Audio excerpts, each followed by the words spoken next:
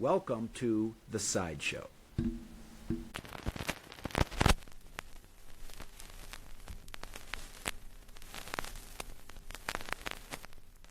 Welcome, everybody, to another edition of The Sideshow.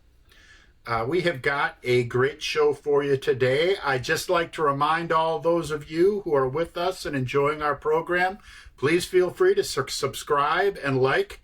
Our show always helps with the ever-present algorithm, but more importantly, we've got some music to discuss. And Mike is going to be leading the charge today. So, Mike, why don't you let everybody know what we're going to be talking about today? Thanks, Mark. We're talking about live albums this week, and we're going to talk about aside from one of my favorite bands from the 1970s, and specifically, we're going to talk about Little Feat's "Waiting for Columbus," a live album from, I believe it was 1979 when it was released, and we're going to talk about side one. And as I said, Little Feat is a favorite band of mine, and they're a very interesting band. I think they were a very well liked, popular, not sort of more of the AOR, album oriented rock crowd rather than the AM radio crowd. But they were relatively popular, but they never got big and massive and stuff like that. They were a relatively down to earth, street level kind of band, guitar oriented, and they just had a in terms of their lyrics and just the vibe. They were kind of they had a sense of humor and just an offbeat sense of things, and sort of just. They had their own unique sort of feel, and they were not like a lot of other bands that were big concert attractions in the 70s, at least as far as I'm concerned. The real leader of the band, in my opinion, was a man named Lowell George, and he had been a musician from a young age, and he'd been involved in a variety of different things.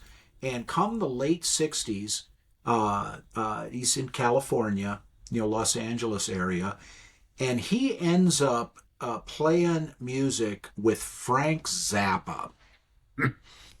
And one of Zappa's musicians had left, and so he recruited Lowell George to come in. And again, this was in the late 60s, 1968, 1969. So for a while, Lowell George was playing guitar in Frank Zappa's, in the Mothers of Invention. Yeah.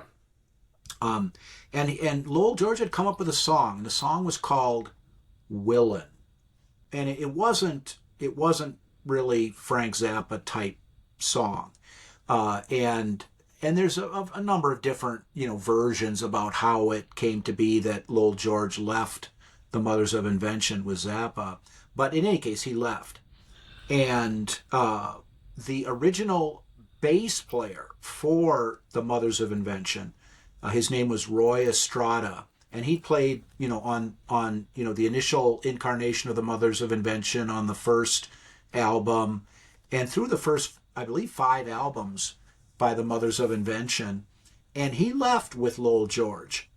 And so we've got a long-time member of Frank Zappa's band.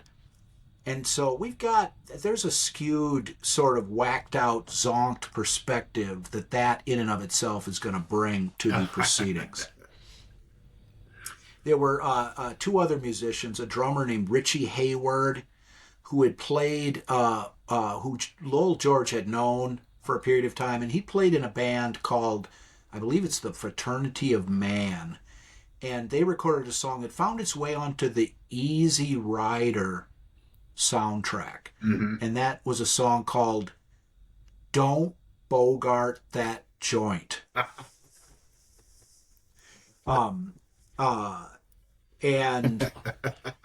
Sounds like a metaphor. and Frank Zappa was he did not approve of drug use. He did not use drugs himself and didn't tolerate it interfering with his band members' sharpness and ability to play the material properly.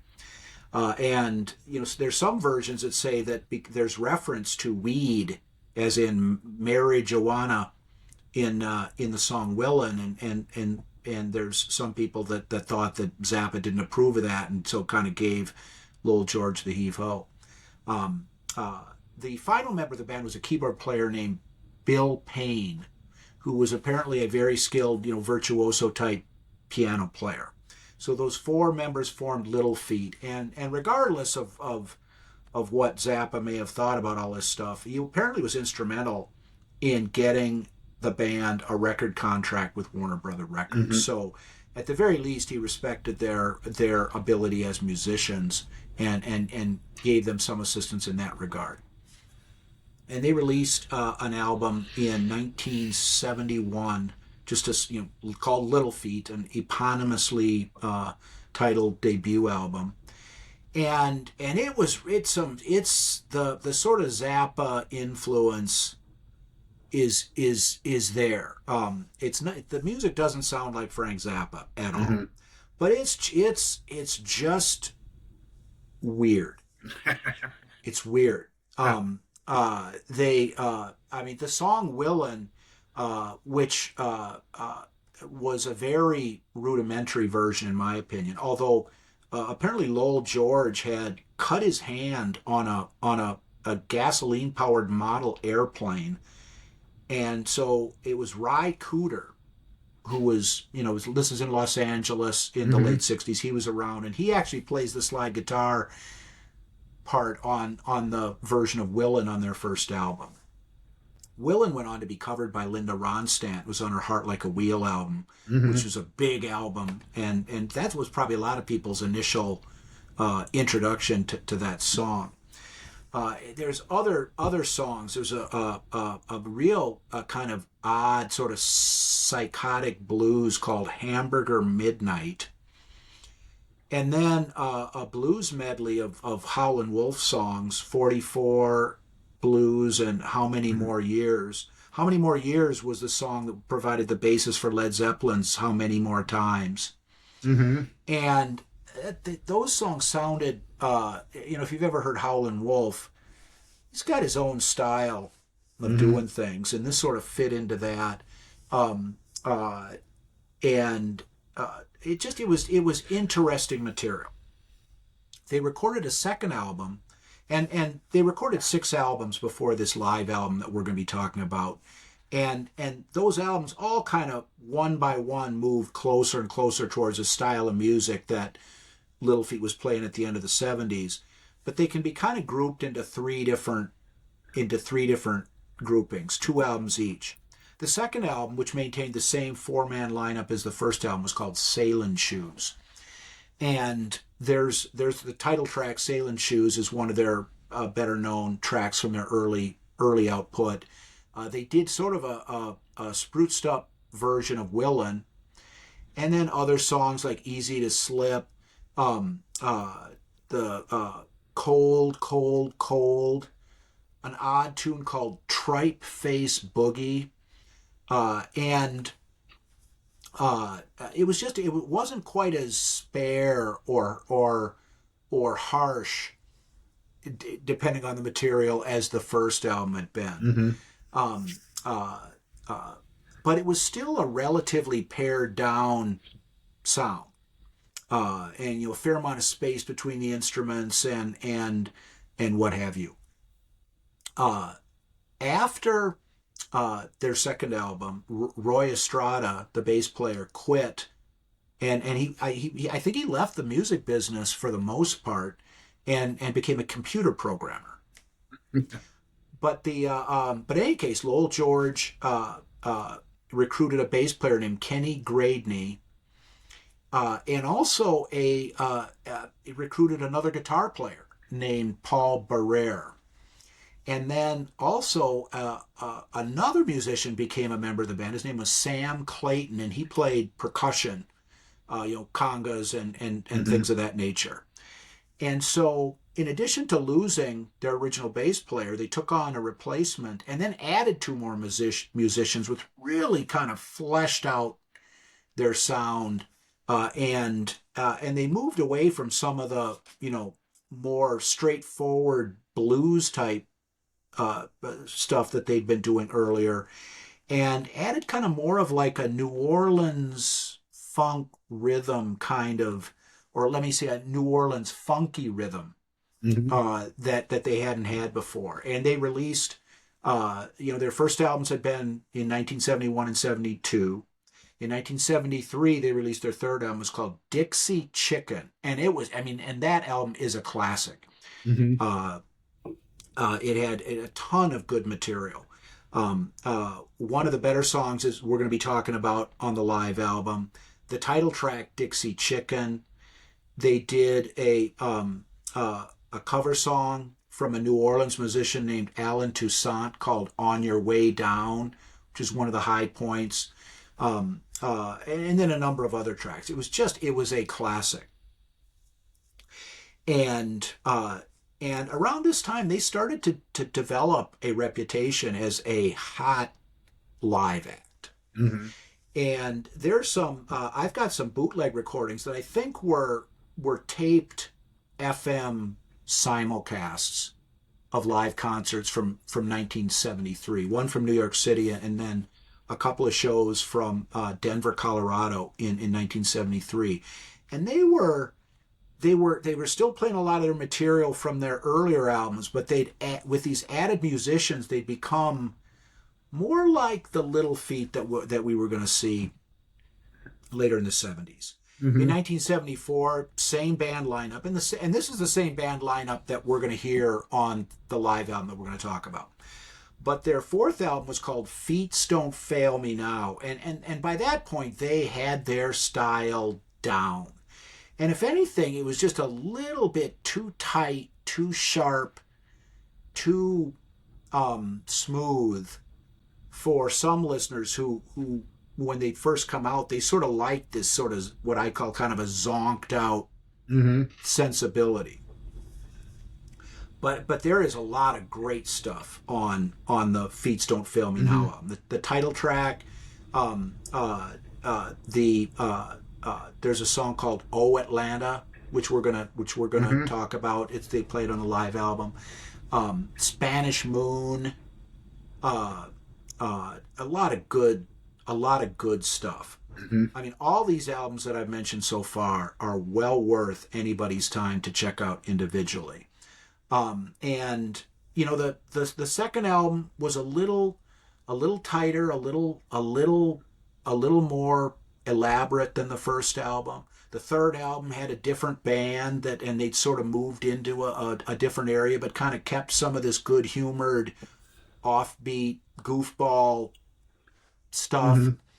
And then by this fourth album, they are a razor sharp, tight playing band. And as I said, Lowell George was the leader of the band. He's kind of the person who started the band. The lead guitar player played a mean slide guitar. But by their fifth album, which came out in 1975, it'd been one album a year, their first five albums, first, 71, 72, etc. And 1975 was their fifth album. It was called The Last Record Album. And Lowell George kind of started to step back a little bit for whatever reason. And Paul Barrere, the guitarist who'd come in 1973, and Bill Payne, the keyboard player, started to have their songs become more of the focus of the albums, and not so much with Lowell George. And they were started to move into more of almost like a jazz fusion type focus on the material that they were playing. And that continued for their sixth album and the final album that they recorded in the studio before this live album was released, and that was called Time Loves a Hero. and it was similar in many respects to the fifth album, but if anything, even placed more emphasis on this sort of jazzier instrumental playing. And the title track was written by Paul Barrere, I believe, and the and it was starting to move away from the even more so away from the George Lowell George type sensibility. Although George was still a member of the band, still the leader of the band for the most part, and they continued to tour and have a lot of success. All of these albums that I've mentioned are worth anybody's time if you like 70s music, 70s guitar music, and it's all of these albums are well represented in one form or another on the live album Waiting for Columbus, which came out in, I believe it's 1979. I think it actually is 1978. I'm looking down at the album cover, and it says copyright 1978. So well, there you have it. 1978. And so, but before we talk about it, I mean, what any of your thoughts, Mark, on the band before we move on? Absolutely. It's when I think of Little Feat, and by you talked about how like the Little Feat that we all came to know and love. When you get past the first couple albums and you get to this point where they've added these musicians, I really do think that's when Little Feat became Little Feat. That of people that are familiar with songs like Dixie Chicken and the music off of this particular album, that fuller band, and it kind of put them in a category. When you think about music, this is the type of music that I've seen over the years you have consistently enjoyed. And let me see if I can sum up kind of how they become this music. One of the things is this notion, first of all, of multiple guitars, right? You got to have multiple guitars. You got more going on, and multiple percussionists is even a bigger, right? Like plus to have a really full sound. And I think what that translates to, if you take the right type of music, it gets music that is really danceable. And let me kind of explain what I think. You can watch like a jazz trio, and you can listen to what they're playing, and you can, when you want to respond physically to the music, you can just, and you are capturing everything that band is putting down by doing this, right? Just the way the sound comes out, what you're feeling is that beat.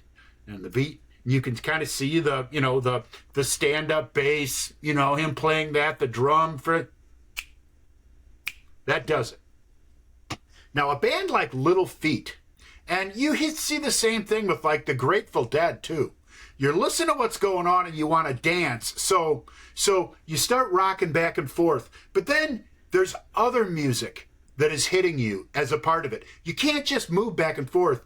Now you got to move your arms if you really want to try to capture the feeling. And then you got to start moving your legs because there's that other percussion thing going on here. And pretty quick, there is enough music. It's like a multi-beat type experience. Obviously, a good song, you've got a beat, but the multiple instruments coming at you demands that you put other parts of your body into action. And I think that is the type of music that Little Feat makes. There's a lot going on. There's a funk over here. There's a groove over here. There's a guitar piece going over here. It's not just rhythm and lead. There's just more to it that you want to respond to. And I think that Little Feat is a great example of a band that puts out music like that.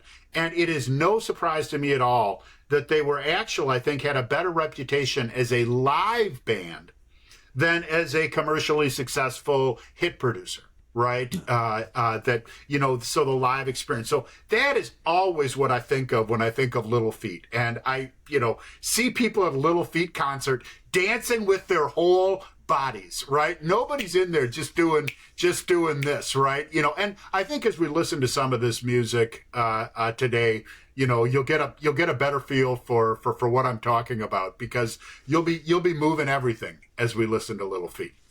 Well, and the comparison to the Grateful Dead is a good one. The Grateful Dead had two drummers, Yeah. and the percussionist and a conventional drummer, and then a percussionist in Little Feat.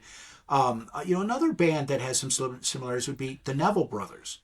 Mm-hmm. Very percussion oriented, and just the polyrhythms is maybe the word that finds its way into the music. And it's not particularly complex, intricate music. No. I mean, it's nothing like, some progressive music where they have real intricate, bass and percussion rhythms. It's not like that. It's something that is, it's easy to let the music make your body move. Yeah. And I was, during the 80s, I was going to Grateful Dead. I was going to Grateful Dead concerts for about 10 years. And I was hanging around with a lot of other people who listened to the Grateful Dead. I mean, there was kind of a scene in Milwaukee when I was living there with the Dead and whatnot. And a lot of the people that liked the Grateful Dead liked Little Feat. Mm-hmm. And so there was and Little Feat is a different band than the Dead. For a number of different reasons, but both of those bands had the qualities that you were describing earlier about how your body responds to that kind of music, and it's to want to move, and in a fun, not taking themselves too seriously kind of way. I look at bands like the Band, right? Also had this kind of just feel to it where there's, whether you want whatever, I got to move my whole body, right? If I'm going to be responsive to this music. Well, and the Band, it's not as percussion oriented. No. And they were a very unique combination of different musicians, but I agree with you that the music had different levels or different, you could, there was picture in picture. Yeah. the musical equivalent of picture in picture. Yeah. And so that's a good comparison. And I definitely agree with you that when they moved into the sextet, the 6-man band, I mean, because in my humble opinion, Dixie Chicken and Feats Don't Fail Me Now, those two albums are that is the high point of their studio output. Mm-hmm. Yeah. I mean, after this live album, they put out one more album called Down on the Farm, and Lowell George had written some songs, and he was starting to kind of reassert himself. And while still in his 30s, before that album was released, he died of a heart attack. Mm-hmm. And then they put out that album, and then that was basically the end of their recording. Although they did come back later in the 80s, and I actually went to see them on their first tour, and it was great. Mm-hmm. But it wasn't the same. Yeah. Old George, he just introduced a certain skewed perspective on life, the universe, and everything that really couldn't be replaced or maintained with someone taking his place. But in any case, let's start to talk about the album. Again, 1978. I got a copy of it here. The front cover, and the artist who did that illustration is named Neon Park, and he was used on a lot of their albums, starting with their second album, I think, through their last album, Down on the Farm, in 1979. On the back cover, there's a picture of the band on stage, a list of the songs and whatnot. It's a double album, so there is a gatefold, which shows it's got pictures of the. If I can get it open here. Pictures of the individual band members and the band on stage. It's got a sign that was on one of the ticket counters at where they played. Very distinctive album cover. I mean, and that Yeah. picture kind of sums up in some ways the vibe that they put out. The opening, the very opening track on side one, on the beginning of the album, is a short piece called "Join the Band," and it's really just a number of the band members doing kind of an a cappella of this short song called "Join the Band," and it's not really. I'm not going to play any part of the clip. It's very short, and then you get I believe he was a DJ in Washington D.C. Local DJ. Local DJ. The 3 of the 4 tracks that we're going to talk about were recorded at a concert at the Listener Auditorium in Washington D.C. So there's a DJ, a local DJ introduction. And then they start right in, and the first track on the album is from the Dixie Chicken album called "Fat Man in the Bathtub," and that kind of sums up, in a certain way, just what they were like, and it's a Lowell George penned song. And why don't we listen to the beginning of it, for the first minute or so, and then we can start our discussion on the other side. All right.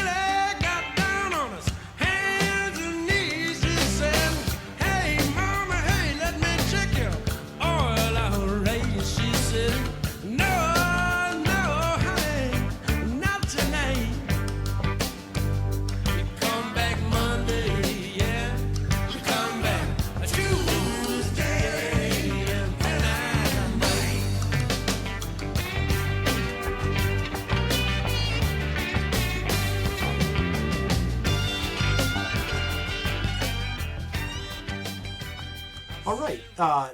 So now the very beginning of the song, you get what we were talking about there. You can really sense we've got a drummer and a percussion player. So it's got those polyrhythms are there. Yeah. And also there's a very 70s keyboard synthesizer sound there. And not as it doesn't sound as synthetic and as shimmery as you were going to get like in the 80s when sort of synthetic creation of sound became a little bit more of a part of some pop music. This had a more down to earth kind of feel to it. And Lowell George, I said, wrote the song. He's the lead vocalist. He's talking about Billy and Juanita. Mm-hmm. And whatever's going on between them. I mean, it's this is not the sort of music where you pick apart the lyrics, and search for deeper meaning. Really, it's fun stuff, and there's a fair amount of wordplay there, and it's just don't bring me down, baby. Is really what Billy's trying to say.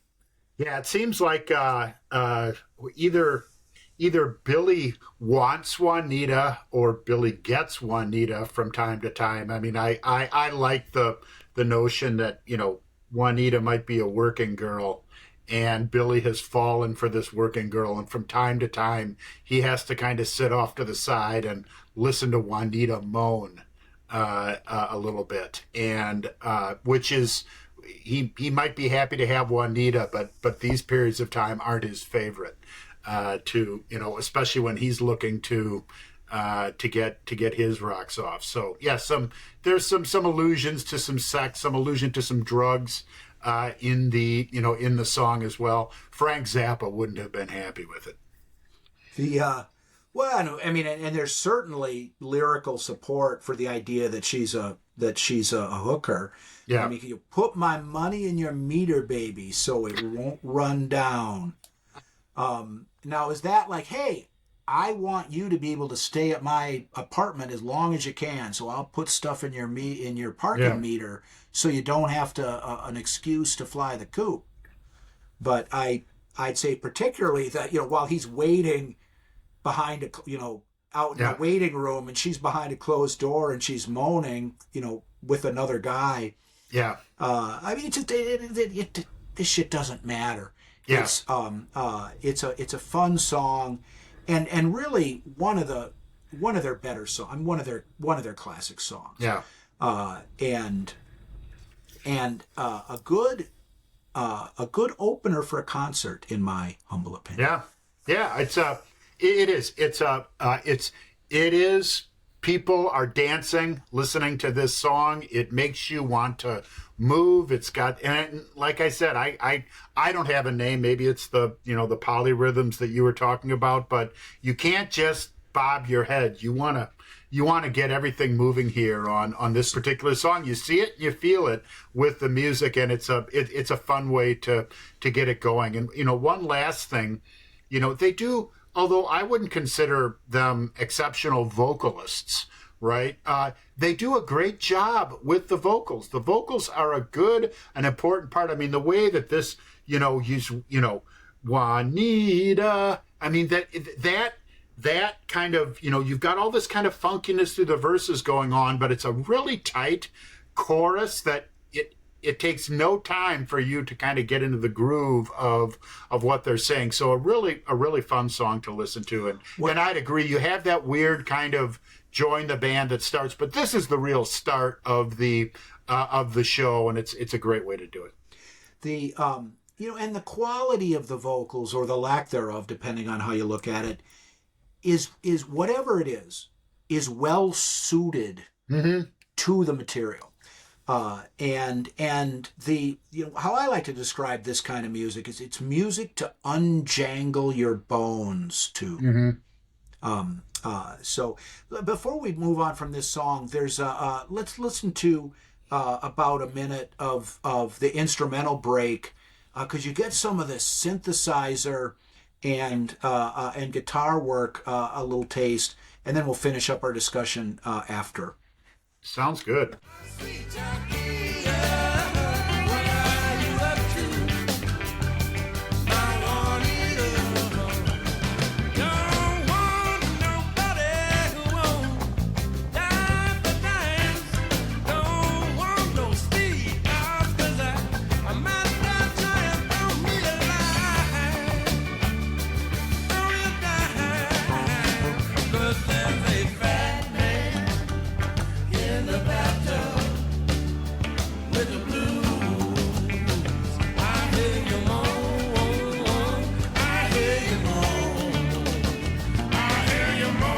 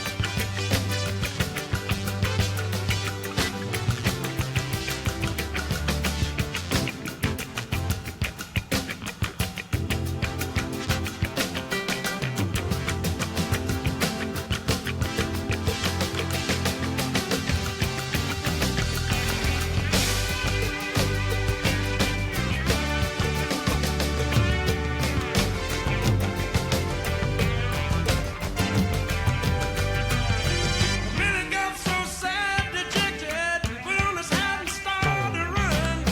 Running down the street, yelling at the top. There you hear that, and when I mentioned the synthesizer there before, I mean, you can just hear that wom wom wom wom, and picture being at a concert and you can see the band on stage and there's lights from higher up and that sound is coming out and it's loud. Mm-hmm. It managed to have, I mean, it's synthesizer music with some blood flowing through it. Yeah. And with the guitars thrown in there, it kind of that's a short little slice of good old Little Feat instrumental music, Mm-hmm. and a little slicker than it sounded on the studio version back from 1973, but good stuff. Well, and I mean, they had a habit of going through and reworking and continuing to improve their music, in some cases for years. So you will, the versions that you'll hear throughout this album, they did some extending of them for the live audiences, to extend the solos or to extend some of the instrumental portions across the entire album. I think it's not uncontroversial to say that some of the versions on this album were better than some of the versions on the original studio albums that came out. But it was part of their DNA to continue to work on these songs. I think a lot of bands, you kind of put out an album and yes, you're performing those songs in concert, but you're done with them and you're moving on, which was not the case here. I mean, you started the conversation talking about the song Willin', which was kind of the song that, he left the Mothers with. I mean, that was on their first album. They did another version of it on their second album. There is different and new improved albums on they put out a lot of live albums, and they've got a lot of, so they never really got done with some of these songs. They continued to work on them, and that's why I think you hear just kind of a little bit more than you might have heard from the original release on the studio albums. So, well, and that's true in a number of ways. On their second album called Sailing Shoes, there were two different songs that they would play together in concert. The first one was called Cold, Cold, Cold, and then the second one was Tripe Face Boogie. Mm-hmm. And the cold, cold, cold was that girl is freezing cold. But in any event, on the Feats Don't Fail Me Now album from 1974, they play a version of those songs put together. Mm-hmm. And it's in the studio, but it's because those songs had become a big thing in their live shows. So Yep. those are two more songs that appeared in sort of revamped studio versions on a subsequent album. And as kind of a lead up to the next track, because this is consistent with what you were saying about how they continued to refine their material primarily on stage as time went by. The second track on this side is called All That You Dream, and it's a song from their fifth album, where they'd started to move into a more like jazz fusion type style. And there's an interesting introduction to this song that we're going to hear in a minute. And they played this song when I saw them in 1987 with the post Lowell George version of the band.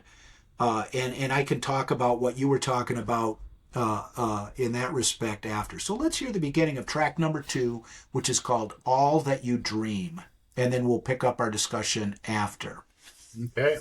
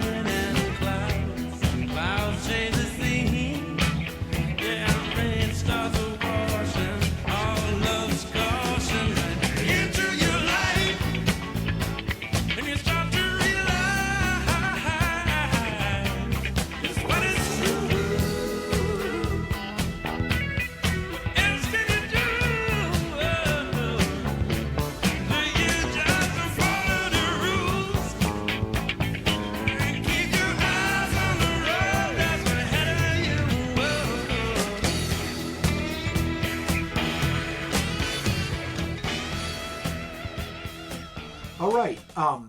This song was written by both Bill Payne and Paul Barrere, and I've always thought that this is one of the cooler introductions, to a live song. And it's not. It's a little bit more fleshed out because there's a similar intro on the studio version, but it does not have the punch that this one does, in my humble opinion. And I mentioned when I saw them in 1987, and they played this song among others.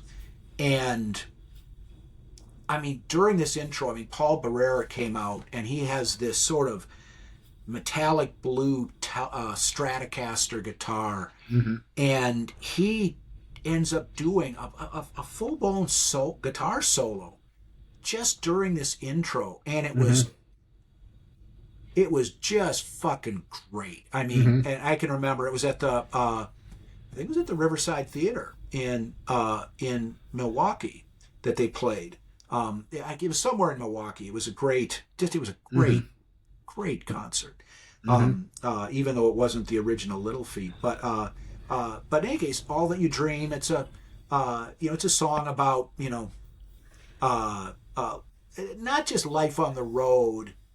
When they say I can't be around this kind of show no more, it suggests sort of the traveling circus that's a rock band touring on the road and whatnot. But the lyrics are basically describing that you dream about things, you chase the clouds, but you just follow the rules and keep your eyes on the road that's ahead of you. It's not particularly profound, but kind of uplifting and just telling people to take care and blah blah blah. Yeah, good song.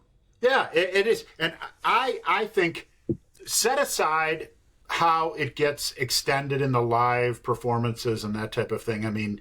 This thing to me is a very 70s pop song sound to it. I don't consider this an insult. You will, Mike, but it's not. Captain and Tennille could have played this song. You could hear this song with Tony Tennille's vocals, right? I can just see here going, all that I dream. It's a very, and even the outro to the song sounds like would have been if Captain and Tennille would have got a few more keyboards and stuff and not as much guitar. But the feel to the song is very, very smooth, poppy, right? Type rock and roll from this time period. And I don't see that as a negative. I think it's an output of the time. This was the mid 70s when this music was being put together, and that's kind of the feel that a lot of songs had, especially if a band was in any way, and I don't think Little Feat necessarily was, but this idea of let's make a hit, let's make a song for the album that'll be commercially successful, which Little Feat had struggled with, right, getting just commercial hits out the door. You can see how something like this might be the type of stuff that they're putting together. But I don't say that in any type of negative way. That just it's got this mid-70s pop feel to it. I think it's executed a lot better than a bunch of mid-70s pop bands would have done it. But I definitely get that feel as I'm listening to the song. Well, and I don't take that. I don't take that your comment as knocking the music, because you're right. Because this song does have this interesting guitar intro, and Lowell George's slide guitar gets thrown in there and whatnot. But but as I sort of suggested, the lyrics are not that deep. Yeah, they're not bad lyrics. It's a good song. The message is worthwhile, but it doesn't have that same, make your body move, want to go in different directions. Yeah. It's more of a sort of feel. That's true, but it was I had this. A lot of the this might have been the first album by Little Feat that I got, because these are the versions of all the songs on certainly on this side, and well, really all the songs on this album. They're the first versions I heard. Yeah. And as I started to pick up the studio material, a lot of times I'd find myself, I like the versions on Waiting for Columbus better. Yeah. Not unlike if I want to listen to Deep Purple, I'll listen to Made in Japan and not Machine Head. Yeah. Yeah. And then Deep Purple and Little Feat, not really the best comparison, but that idea of Same of some concept though. let's take a closer match. The Grateful Dead. I mean, Yeah. I almost listen exclusively to live Grateful Dead. Yeah. I mean, once in a while I'll put on Working Man's Dead. Even rarer, I'll put on American Beauty, and then the rest of the studio stuff, almost never. But I listen to a lot of live. I think that Little Feat's studio material is much more accessible than the Grateful Dead's. But I would tend to say that, and you alluded to this earlier, they were more successful as a live act during the 70s than they were. Although I'll tell you, you can find this on YouTube. There's an episode of the Midnight Special TV show from sometime in the mid 70s where they do a version of Dixie Chicken, and Emmylou Harris and Bonnie Raitt are both on stage standing next to each other singing background. And so, Lowell George and his buddies were able to attract some very talented and, forgive me, very attractive women to come on stage with him. And Yeah, the Midnight Special, we really need something that can replace that. I mean, they got all the good shit. A listing of bands that performed on the Midnight Special. I mean, you have got all the top stuff. Really, we need some type of replacement for that. You'd think with all the content and all the stuff out there, we could get these bands that are currently the top of the heap on a place that we could see them on a weekly basis, and there just hasn't been a replacement for it. That was a great show with some great performances. Yeah. So in any case, All That You Dream is track number 2, and it's a good one. Moving on, the third track is from their 4th album, Feats Don't Fail Me Now. It's written by Bill Payne, the keyboard player, and it's called Oh Atlanta. And why don't we start with a clip and listen to the first minute and a half or so of the song, and then we can start our discussion on the other side. Sounds good.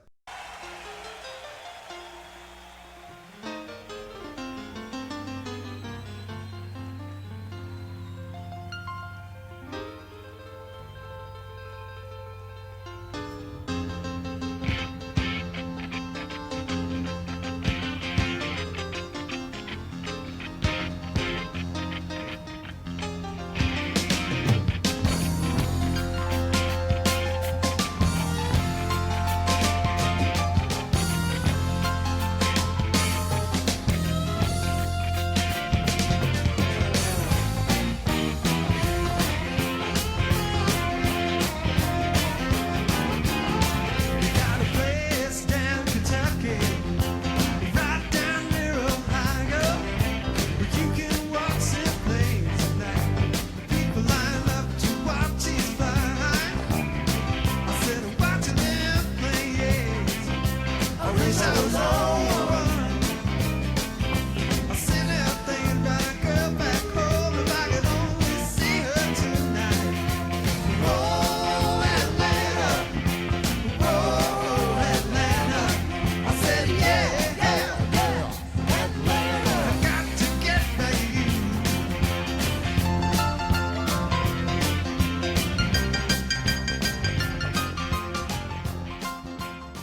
All right.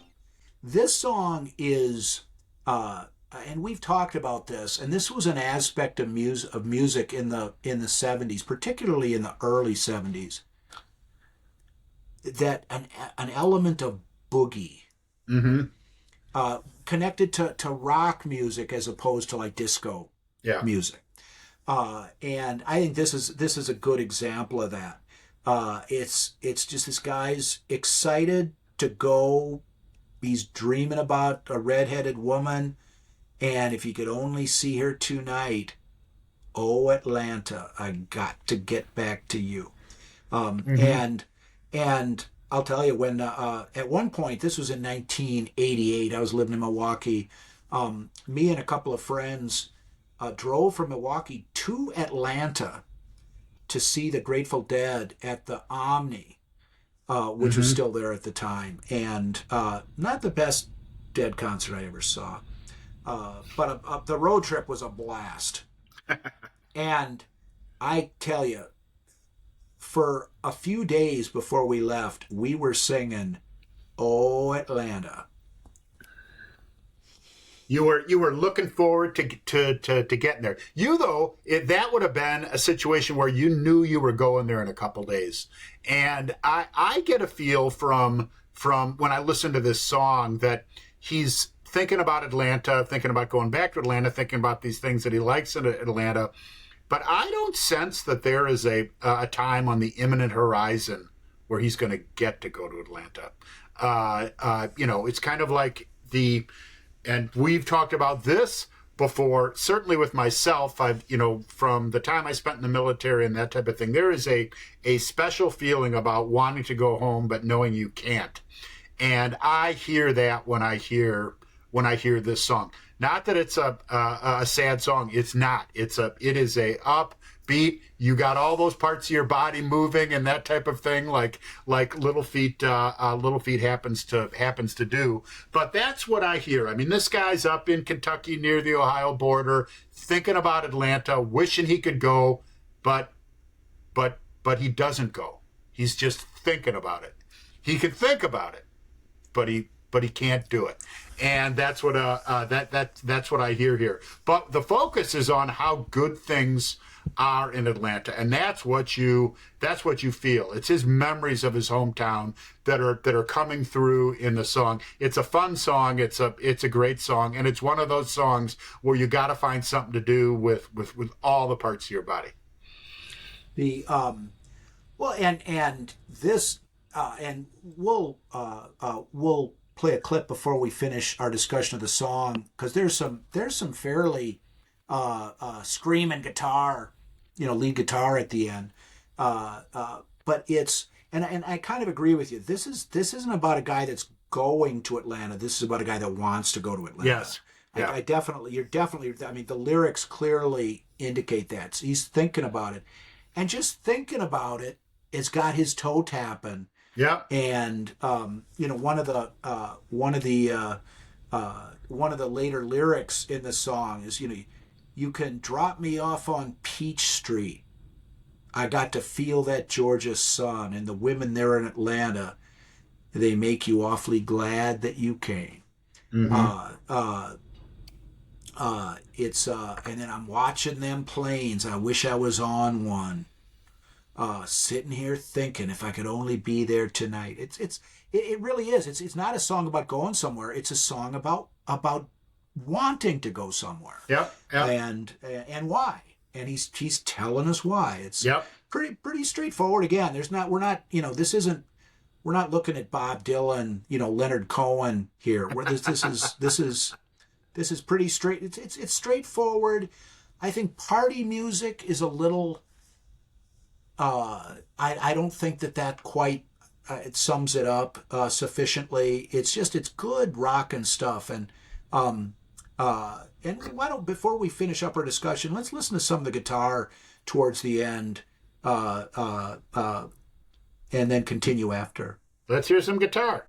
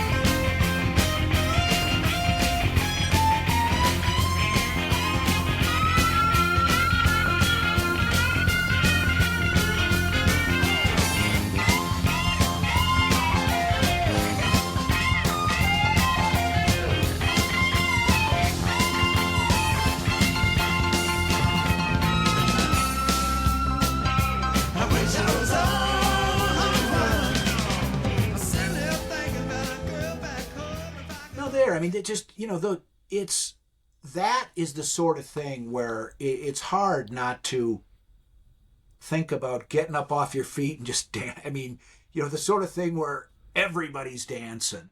Yeah. You hear that music and you look out over a crowd and you just picture everybody dancing. Yeah. At least I do. Yeah, and I would say that this is good party music. This whole album. This is a live album to put on when you got people over and that type of thing. I think it's perfect for that type of environment. But moving along. He's singing about something he loves, and the playing reflects that. It's really a great song. That guitar break at the end of the song just always got me thinking of just everybody dancing. Yeah. Like a street party or a block party where everybody's just the song "Dancing in the Streets." Yeah. This song makes me think there'd be dancing in the streets. It's Yep. So it's just I'd good, agree. good upbeat. It provides what live rock and roll is supposed to provide. Yep. And not that all music is or not all rock music was intended to be dance music, but a lot of it was, and this just is fits right into that type of get up on your feet and move around and make noise and have fun kind of music. Yep. All right, we got one more track on this side. And this is a song was written by Paul Barrere, and his father helped him write the lyrics. And the title of the song is "Old Folks Boogie." And this is a song that makes a lot more sense now. For those of us like you and I, for whom age 60 is in the rear view mirror. It's easier to understand where this song is coming from, let's listen to the first minute and a half of the song or so, and then we'll take up the discussion on the other side. All right, let's boogie.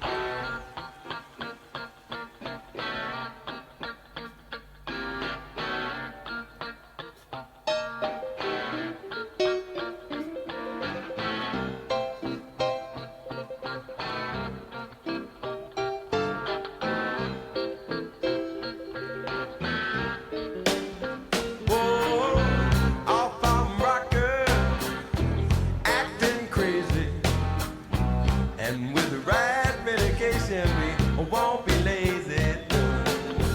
Old folks boogie down on the farm, wheelchairs they were locked on and on. Fed off pacemakers with matching lungs. It was just one more chance to spend one more yarn, and you know that you're over the hill. Man makes a promise that your body can feel. Old folks boogie, boogie we will. 'Cause to us that thought's as good as a thrill. Back at the home, no time is your own. Facilities there. All right, the beginning of the track, it has that sort of odd syncopation that we've talked about, polyrhythm or what have you, the opening verse is a little screwball-y, off our rockers, acting crazy, with the right medication we won't be lazy. But the chorus that you hear at the end of that clip is I think one of my favorite set of lyrics, and it particularly comes home to roost for me lately. And it's, and you know that you're over the hill when your mind makes a promise that your body can't fill. Doing the old folks boogie, and boogie we will, 'cause to us the thoughts as good as the thrill. Yep. Sometimes you just got to imagine it, but it don't mean that that's not good. And sometimes that's the only option. Exactly. Exactly. It's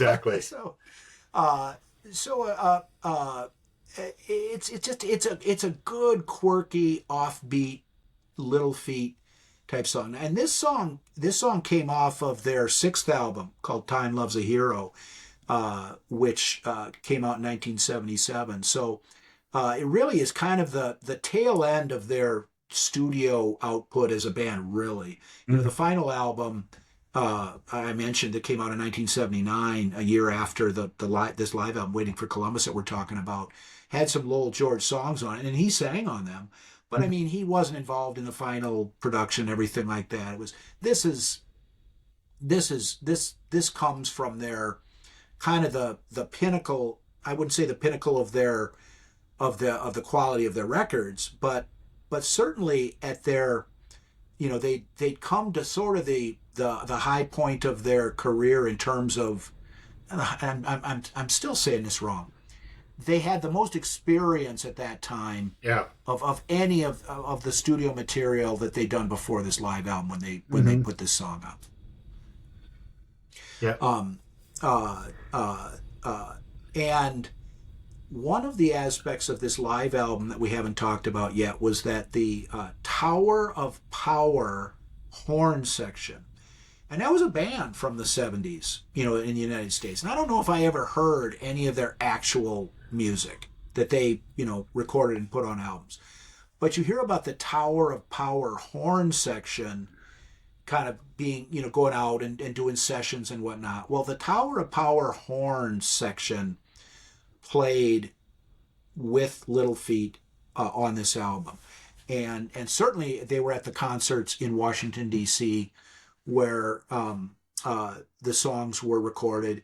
And this song actually was recorded at the Rainbow Theatre in London.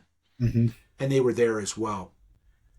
And there is really some just smoking slide guitar, punctuated by the Tower of Power horn section at the end of this song.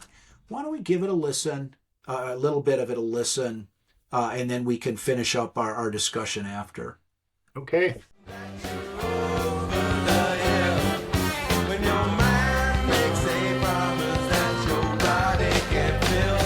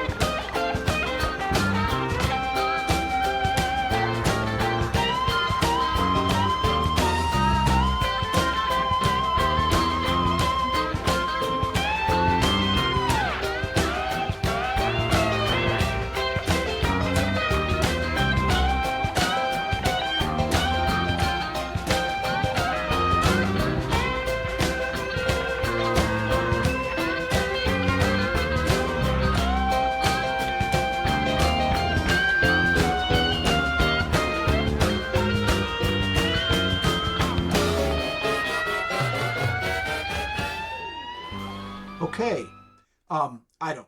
Where I come from, that is some smoking slide guitar.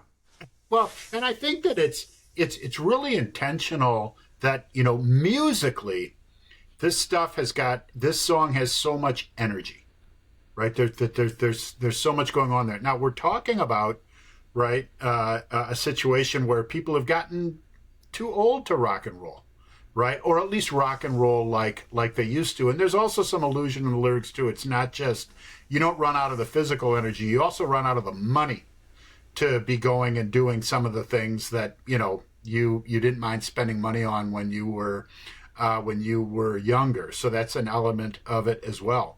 Either way, the capability to do these things that you used to do earlier is as they say in here, well, look, we're just going to imagine this, or we're going to do this the best we can, right? And that, intentionally, it's like we are still in the groove, regardless if we can't move, regardless if we can't pay for it, right? The groove is still there, and I think that reflects in the music. I mean, otherwise this would be some kind of downtrodden march into, an elderly state, which this is not. This is jamming right through to the end, and it does. I certainly think this way. You pointed out we're both looking back at 60. I do not rock like I used to rock in many ways. However, that attitude of, look, I want to stop and I want to listen to some music. I want to be social with some other people. I want to have some music playing while I'm doing that. I want to go to different places. I want to have fun. That certainly is all still there. And in my mind, I'm jamming just the way that band is in this song to end the track. To end the side, excuse me. Great song. Well, that's really a good way. That's really a good way to describe it, because if you've lived a full life and you've had the opportunity to do certain things and see certain places and experience certain things, like whether it's going to a Grateful Dead concert or going to a Little Feat concert or whatever it might be, and if everything is copacetic in your life, and you're not filled with regret or whatever, if you're more or less satisfied with what you've done up to the point where you are, it's not necessarily so bad to just be able to think about it. And because I still listen to a lot of music. I don't listen to music as regularly as I used to, and I don't have music on in the background if I'm doing something. Sometimes if I'm in the kitchen, cutting up vegetables for something I'm going to make or whatever, I'll listen to music. But if I sit and read, I don't usually have music on in the background. If I'm doing something at the computer, if I'm writing something, I don't have music on in the background. But when I do sit down, I mean, I've since retirement, I've soaked some money into some nice equipment. Yep. And a good listening experience. And when I'm sitting listening to stuff, the right music makes me feel as good as it did, 40 years ago. Oh yeah. There's no question about that. And sort of the not downtrodden tone of this song kind of fits in with that. Yeah. It's like, hey, if all I got to do is sit here and think about it, let her fucking rip, Yeah. I'd say in terms of the songs, I'd say that this last track is not necessarily they're all good songs, I think, but I think that the first three tracks are a little stronger musically and whatnot, but with this caveat, they are jamming, they are smoking, and at the end of this, and there may, depending on what you read, there may be some studio overdubs on this album. I don't really care, it sounds great, but this, I think that if you really want to get a taste of what Lowell George was able to do with a slide guitar when he was on his game, that jam at the end is a great place to start. Yeah, I'd agree. And that concludes this side, and the whole album is worthwhile. It's a double album, so there's 3 more sides, and I would encourage anyone to check out this album, both side 1 and the rest of it, and any of those first 6 studio albums by Little Feat, for someone who's interested in this type of stuff, are well worthwhile, with my recommendation being that the Dixie Chicken album from 1973 and the Feats Don't Fail Me Now from 1974 are the pick of the crop. But kind of the center of that group of 6 before we got here, and they've got a a unique sound that, as I've talked about, this kind of, multi-movement boogie type feel that they have. It's fun, and it comes out in the music that they have. So I would agree. It's certainly worth a listen all the way through. Definitely. Yeah, if you see, they've got these digital jukeboxes now out at taverns, Yeah. and Oh, you yeah. can play. They've got like whole albums that are available. You're out at a bar on a Friday or Saturday night. People are unwinding and loosening up and looking to have a good time. You play 4 or 5 Little Feat songs like these that we're talking about. Nobody's going to be pissed off. No. They'll keep you moving, and it is an interesting band. I would agree with how you started that. I think for a lot of reasons that and then some that just can't be explained. I mean, they never really got huge commercial traction, Little Feat, but they've got an absolute kind of unique sound that is, when you hear Little Feat, it's like that's a Little Feat song. And what they were successful at is getting people out of their chairs and moving, which for a lot of people playing rock and roll music, that is enough. And they certainly achieved it. So very interesting band. Well, and just as a final thought, when they reformed in the late '80s, they were, I never bought one of the albums that they put out of new material, but I did go to see them, and they toured for a long time. I mean, for a number of years, and they were successful touring.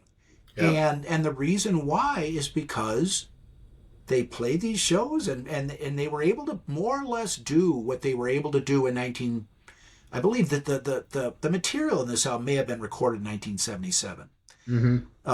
The concerts themselves, but they were able to more or less achieve what they did then. Yeah. And but well, and the fact that they were a good live act makes it really appropriate that we're leveraging this as one of our live albums. So interesting band, important album, and great album by that band, and this particular side being a great one to get the conversation going, and a good conversation that we had, Mike. Definitely. All right, Mark, we will talk to you next time.